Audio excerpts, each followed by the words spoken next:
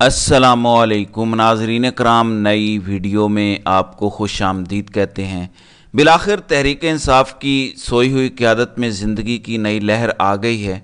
एक ऐसी रमक नज़र आई है जिससे अब पता चलना शुरू हो गया है कि बड़े इक़दामात होने लगे हैं। मैं आपको बता देता हूं जो अभी तक रिपोर्ट हुआ है और आगे क्या होने जा रहा है, क्योंकि बहुत बड़े बड़े इवेंट्स होने जा रहे हैं। सुनने में आ रहा है कि इतने ज़्यादा जजेस आगे आ सकते हैं अगर उनको थोड़ा सा हौसला मिल जाए, अगर उनको ये पता हो कि वो प्रोटेक्ट किए जाएंगे या उनके साथ अवामी ताकत खड़ी हो जाए, तो बहुत ज़्यादा जजेस हैं। यहाँ तक कुछ लोग कह रहे हैं कि 100 से ज़्यादा जजेस लोअर जुडिशरी के और हाई कोर्ट के हैं जो तंग पड़े हुए हैं इन हालात से, या जिन पे उनके घर वालों से दबाव है कि आप किस किस्म के फैसले दे रहे हैं।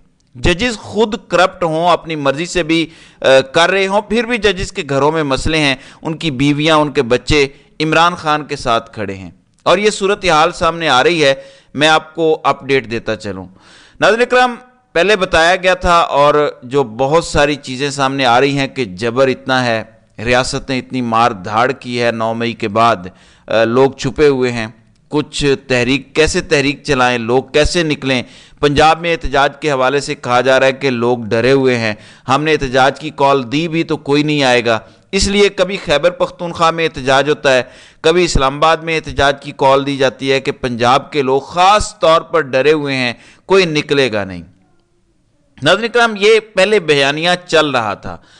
अब सूरत हाल ये है कि अब मामलात आगे बढ़ना शुरू हुए हैं और अब कुछ चीज़ें सामने आई हैं जिसको डॉक्टर शहबाज गिल ने भी ट्वीट करके बताया है। जो कोर कमेटी की मीटिंग हुई है उसमें क्या चीज़ें तय हुई हैं। एक 8 रुकनी सब कमेटी बनाई गई है जिसमें बड़ा अच्छा किया गया कि सलमान अकरम राजा को शामिल किया गया, फिरदौस शमीम नकवी जो इमरान खान के पुराने साथी हैं उन्हें शामिल किया गया, खालिद खुर्शीद जो गिलगित बल्तिस्तान के वज़ीर आला थे, जब वो सरबराह थे तो अपनी गाड़ी लेकर किस तरह से इमरान खान के साथ खड़े हुए, उन्हें शामिल किया गया है। इसमें जुनेद अकबर, शहबाज गिल खुद भी शामिल हैं, शादाब जाफरी, जमाल खान, इन सब की सब कमेटी बना के कहा गया कि आप सिफारिशात मुरतब करें कि कैसे आगे चलना है, एहतजाज कैसे होगा, प्लान क्या होगा, लाए अमल कैसे होगा, कैसे मैंडेट वापस लेना है, ये सब कुछ इन लोगों ने तफसीली प्लान बना के कोर कमेटी को वापस भेज दिया है, जिसमें उन तमाम लोगों की इनपुट शामिल थी। ये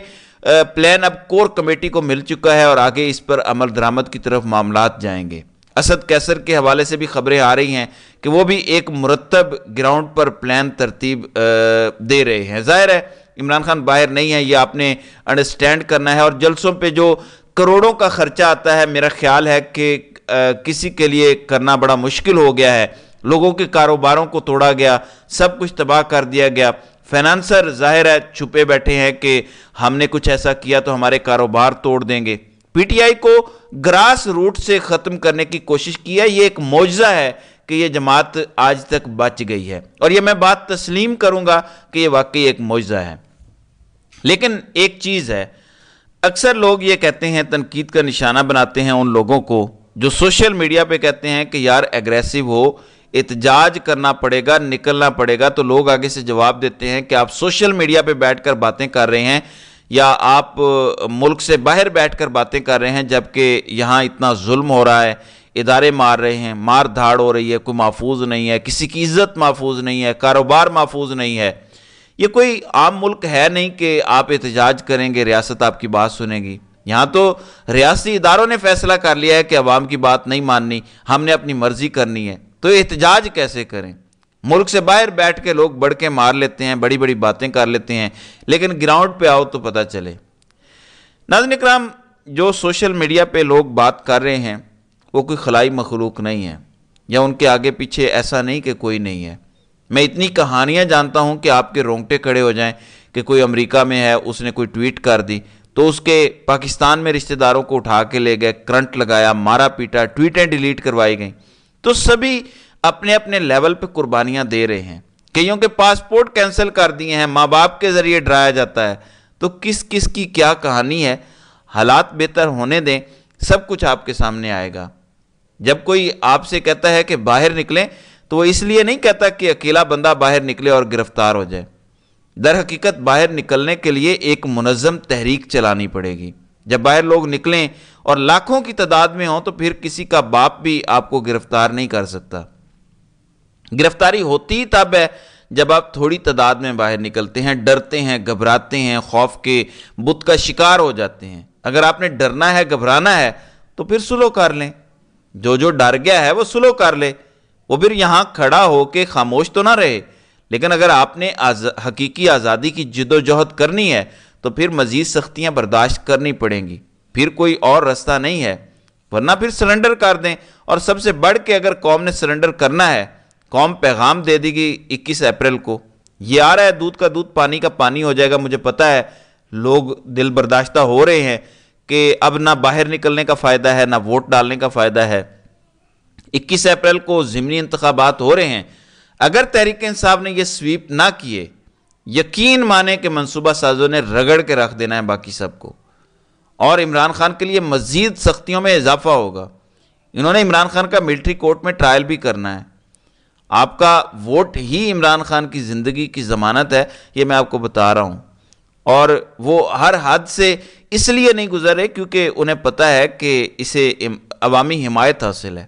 اگر آپ لوگ دل برداشتہ ہو کے گھروں میں بیٹھ گئے کہ اب یہ لڑائی نہیں لڑی جا سکتی، مزید ووٹ ڈالنے کا کوئی فائدہ نہیں ہے، فارم 45 تبدیل ہو گئے، اب کوئی نیا کھیل کھیلا جائے گا، تو پھر وہ کچھ ہوگا جو آپ تصور نہیں کر سکتے۔